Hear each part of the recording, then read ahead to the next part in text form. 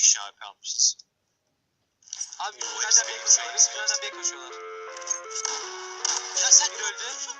Oy. Ne oluyor? Unity 2 3. I live inside my own world of make-believe. Kids screaming in the cradles, profanities. I see the world through ice covered in ink and bleach. Cross out the ones who heard my cries and watched me weep. I love everything. Fire spreading all around my room. My world's so bright, it's hard to breathe, but that's alright.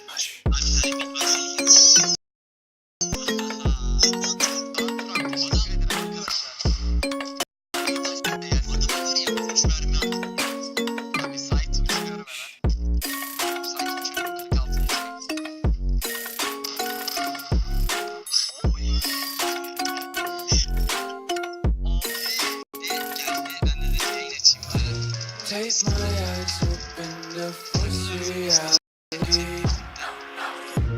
Why can't you just let me eat my weight in glee? I live inside my own world of make-believe. Kids screaming in their cradles, profanities. Some days I feel skinnier than all the other days. Sometimes I can't tell if my body belongs to me. I love everything. Fire spreading all around my room. My world's so bright, it's hard to breathe, but that's alright. Hush.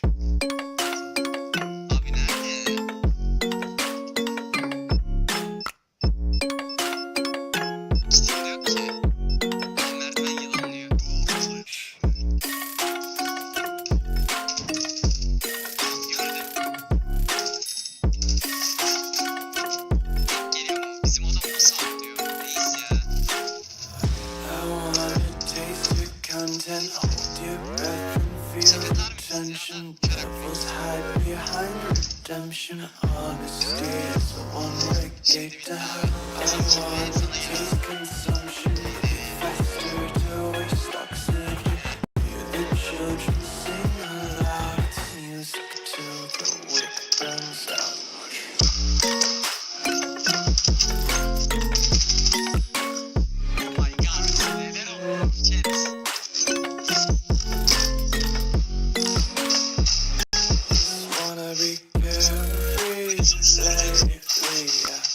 Just picking up daisies, got one too many clues in